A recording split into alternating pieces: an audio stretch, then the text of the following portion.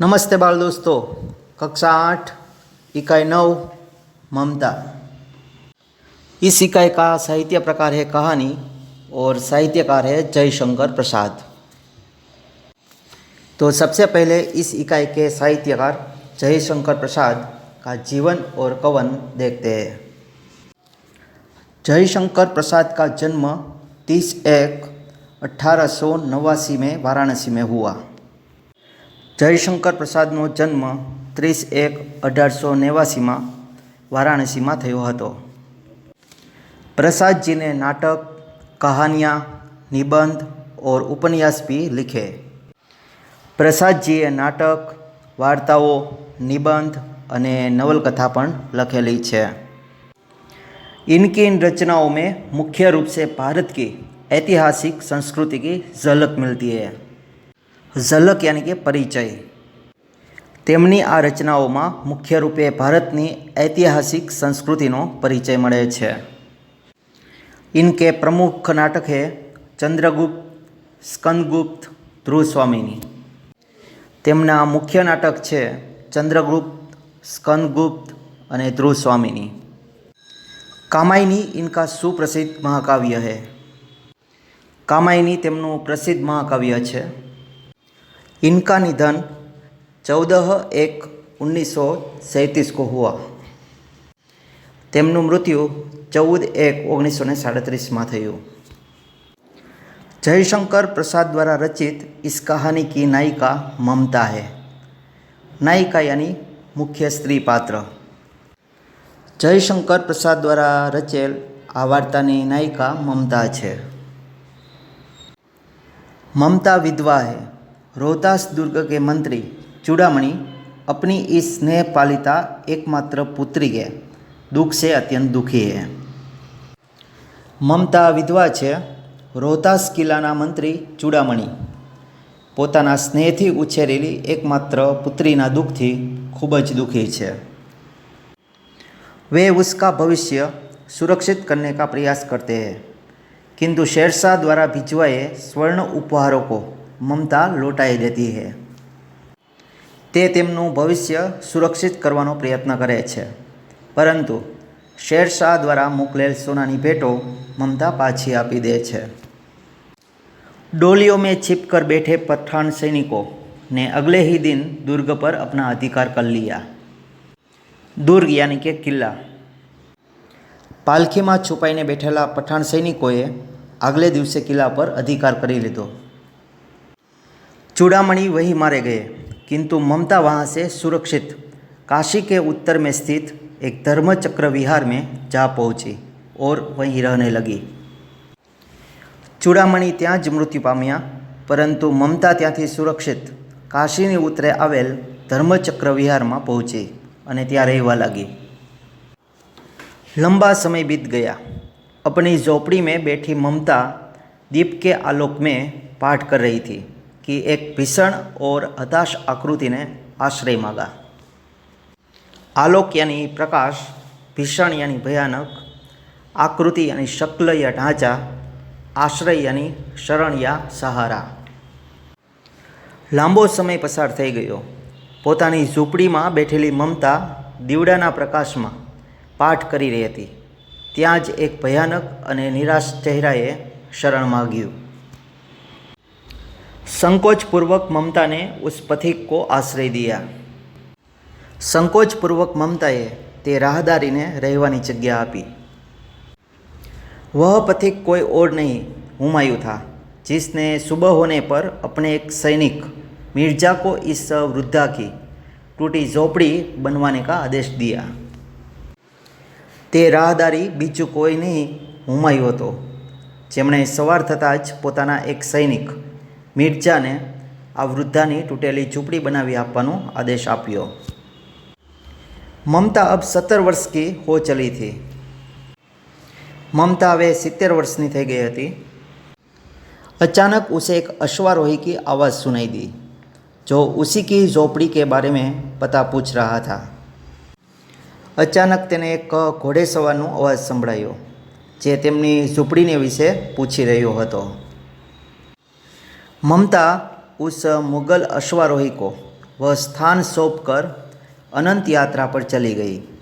उस स्थान पर एक आकर्षक मंदिर बना, जिसके शिलालेख पर सातों देश के नरेश, हुमायूं और उसके पुत्र अकबर का नाम तो था, किंतु ममता का कहीं जिक्र तक न था। जिक्र यानी के उल्लेख। ममता ते मुगल घोड़ेसवारने ते स्थान सोंपीने मृत्यु पामी।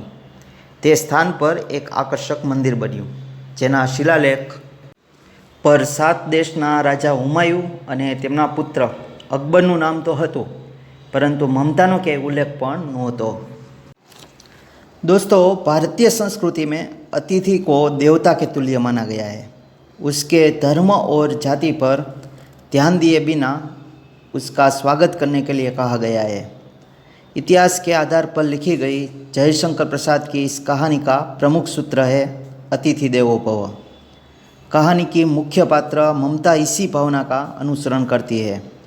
उसका त्यागमय आचरण हमें प्रभावित किए बिना नहीं रहता। तो चलो दोस्तों, अब इस ममता कहानी की पढ़ाई करते हैं। रोहतास दुर्ग के प्रकोष्ठ में बैठी हुई युवती ममता शोण के तीक्ष्ण गंभीर प्रवाह को देख रही थी।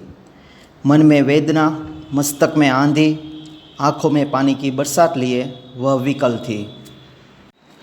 दुर्ग यानी के किला, प्रकोष्ठ यानी भवन का फाटक के पास वाला कमरा, शोण यानी के नदी का नाम, तीक्ष्ण यानी तेज, गंभीर यानी गहरा, वेदना यानी पीड़ा, विकल यानी व्याकुल।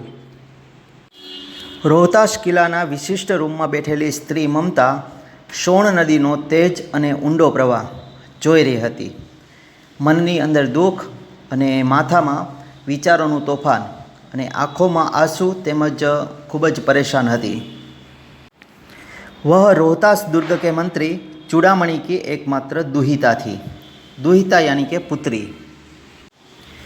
ते रोहतास किल्लाना मंत्री चूड़ामणिनी एकमात्र पुत्री हती। उसके लिए कोई अभाव होना असंभव था, परंतु वह विधवा थी। उसकी विडंबना का अंत कहाँ था? विडंबना यानी के भाग्य की विचित्रता। तेमना माटे कोई अभाव होय तेवुं असंभव हतुं, परंतु ते विधवा हती। तेमनी दुखकारक स्थितिनो क्या अंत हतो? चूड़ामणि ने चुपचाप उस प्रकोष्ठ में प्रवेश किया। मंत्री चूड़ामणिए चुपचाप ते रूम में प्रवेश करियो। शोण के प्रवाह और उसके कलनाद में ममता अपना जीवन मिलाने में बेसुध थी। कलनाद यानी के पानी की आवाज़, बेसुध यानी के बेखबर। शोण नदीनो प्रवाह અને તેમના પાણીના અવાજ સાથે મમતા પોતાના જીવનને મેળવવામાં પોતાનું ધ્યાન ખોઈ બેઠી હતી। પિતા કા આના ન જાન સકી। ચૂડામણી વ્યથિત હો ઉઠે। વ્યથિત यानी કે પીડિત।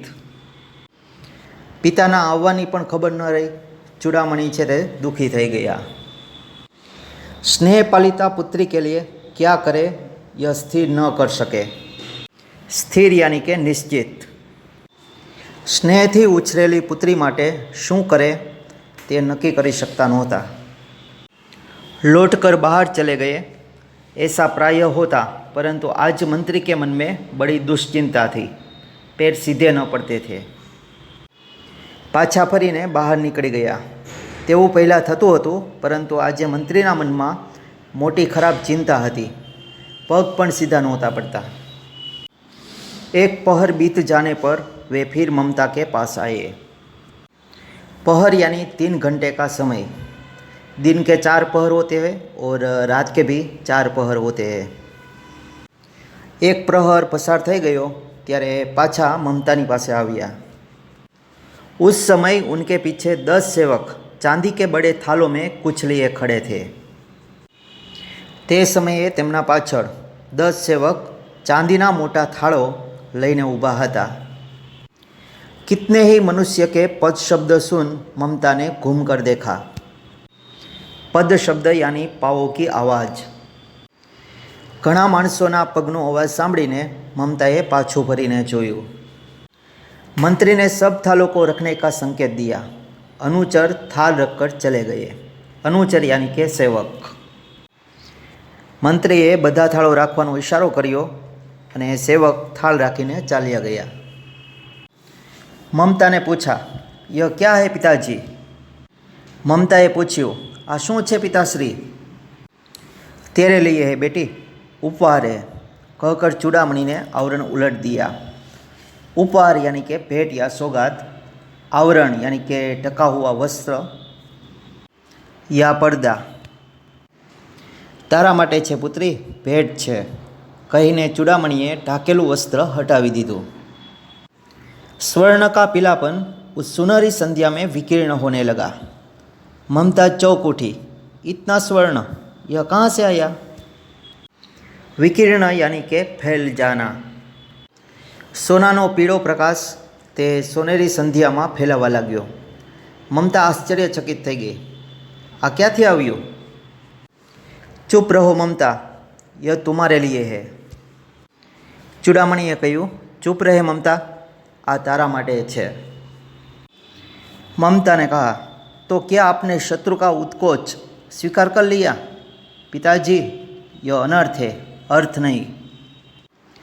उत्कोच यानी घूस या रिश्वत, अनर्थ यानी बहुत बुरा। ममताए कह्युं, शू तमे दुश्मने आपेली रिश्वत छे तेनो स्वीकार करी लीधो? पिताजी, आ खूब ज खोटुं छे, आनो कोई अर्थ छे नहीं। लौटा दीजिए पिताजी, हम लोग ब्राह्मण हैं, इतना सोना लेकर क्या करेंगे? ममताए कह्युं, पाछो आपी दो पिताजी, आपणे लोको ब्राह्मण छीए, आटलुं सोनुं लईने शुं करीशुं? चूड़ामणि ने ममता से कहा, इस पतनोन्मुख प्राचीन सामंत वंश का अंत समीप है बेटी। किसी भी दिन शेरशाह रोहतास दुर्ग पर अधिकार कर सकता है। उस दिन मंत्रित्व न रहेगा, तब के लिए बेटी। पतनोन्मुख यानी जिसका पतन शीघ्र होने वाला हो। मंत्रित्व यानी मंत्री पद। चूड़ामणिए ममता ने कह्युं, आ नाशवंत प्राचीन सामंत वंशनो अंत नजीक छे बेटी। कोईपण दिवसे शेरशाह रोहतास किल्ला पर पोतानो अधिकार करी शके छे। ते दिवसे मंत्री पद पण रहेशे नहीं, ते माटे छे पुत्री। हे भगवान, विपद के लिए इतना आयोजन, परम पिता की इच्छा के विरुद्ध इतना साहस। पिताजी, क्या भीख न मिलेगी? क्या कोई हमें 2 मुट्ठी अन्न न देगा? यह असंभव है। आयोजन यानी पूर्व व्यवस्था। ममता चूड़ामणि ने कहे छे, हे भगवान, मुश्केली माटे आटलुं आयोजन, ईश्वरनी इच्छा विरुद्ध आटलुं साहस। पिताजी, शू भीख नहीं मळे? शू आपने कोई 2 मुट्ठी अनाज पण नहीं आपे? आ अशक्य छे। फेर दीजिए पिताजी, मैं काँप रही हूँ, इसकी चमक आँखों को अंधा बना रही है। पाछो आपी दो पिताजी, हूँ ध्रुजी रही छूँ, आनी चमक मारी आँखों ने आंधળી बनावी रही है। मूर्ख है, कहकर चूड़ामणि चले गए। मूर्ख छे कहीने चूड़ामणि चाल्या गया। दूसरे दिन जब डोलियों का तांता आ रहा था, मंत्री चूड़ामणि का हृदय धक धक करने लगा। यहाँ मुहावरा दिया गया हुआ है, हृदय धक धक करना यानी घबराना। ताता यानी कतार या हरोड़। बीजे दिवसे पालखीओनी लाइन चाली आवी रही थी। मंत्री चूड़ामणि डरी गया। वे अपने को रोक न सके। उन्होंने जाकर रोहतास दुर्ग के तोरण पर डोलियों का आवरण खुलवाना चाहा। तोरण यानी के द्वार। ते पोताने रोकी न शक्या। तेमणे जईने रोहतास किल्लाना द्वार पासे पालखीओनुं आवरण खोलवानुं ईच्छ्युं। पठानों ने कहा, यह महिलाओं का अपमान करना है। पठानोए कह्युं, आ स्त्रीओनुं अपमान छे। बात बढ़ गई। तलवारें खींची, मंत्री वही मारे गए। यहाँ 2 मुहावरे दिए गए हुए।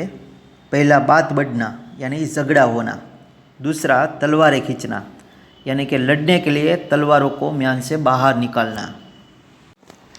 झगड़ो शुरू थयो। लड़वा माटे तलवार म्यानमांथी बहार काढी। मंत्री त्यां ज मृत्यु पाम्या। राजा, रानी और कोस सब छली शेरशाह के हाथ पड़े, निकल गई ममता। कोष यानी खजाना या भंडार, छली यानी कपटी। राजा राणी अने खजानो बधु शेरशाहना हाथे लाग्યું। ममता निकली गई। काशी के उत्तर में स्थित धर्मचक्र विहार मौर्य और गुप्त सम्राटों की कीर्ति का खंडहर था। कीर्ति यानी कि प्रसिद्धि। काशीना उत्तरे रहेल धर्मचक्र विहार मौर्य अने गुप्त सम्राटोनी प्रसिद्धिનું खंडहर હતું। खंडित शिखरों वाले भवन तृणगुल्मों से ढके हुए, प्राचीन और ईंटों के ढेर में बिखरी हुई भारतीय शिल्प की विभूति ग्रीष्म की चंद्रिका में स्वयं को शीतल कर रही थी। तृणगुल्म यानी घास और लताएं या जाड़ी। भांगेला शिखरवाળા मकान घास अने वेलाओथी ढंकाયેલા હતા અને ઈંટોના ઢગલામાં વેરવિખેર થયેલી ભારતીય શિલ્પની વિભૂતિ ગ્રીષ્મના ચંદ્રના પ્રકાશથી પોતાને ઠંડુ કરી રહી હતી। जहाँ गौतम का उपदेश ग्रहण करने के लिए पंचवर्गीय भिक्षु पहले मिले थे, उसी स्तूप के भग्नावशेष की मलिन छाया में एक झोपड़ी के दीपालोक में एक स्त्री पाठ कर रही थी। मलिन यानी के दूषित, दीपालोक दीप यानी के दिया, आलोक यानी के प्रकाश यानी के दीप का प्रकाश।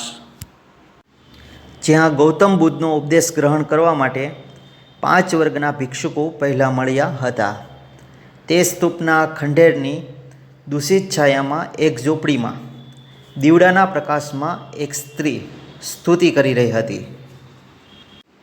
अन्याचित्यंतो मा ये जना पर्युपासते। जे लोको अनन्य भावथी मारू चिंतन करे छे ते भक्तोना योगक्षेमनु हूँ वहन करूँ छूँ। पाठ रुक गया। एक भीषण और हताश आकृति दीपक के मंद प्रकाश में सामने खड़ी थी। स्तुति रोकाई गई। एक भयानक अने निराश व्यक्ति દીવડાના આછા પ્રકાશમાં સામે ઊભો હતો। स्त्री उठी, उसने कपाट बंद करना चाहा। कपाट यानी के दरवाजा। स्त्री ऊभी थई, तेमणे दरवाजो बंद करवानुं ईच्छ्युं, परंतु उस व्यक्ति ने कहा, माता मुझे आश्रय चाहिए। परंतु ते व्यक्तिए कह्युं, माँ मारे रहेवानी जग्या जोईए छे। तुम कौन हो? स्त्री ने पूछा। तमे कौन छो? स्त्रीए पूछ्યું। इस वीडियो में दोस्तों इस इकाई की पढ़ाई यहाँ तक रखते हैं। आगे की पढ़ाई वीडियो भाग 2 में करेंगे।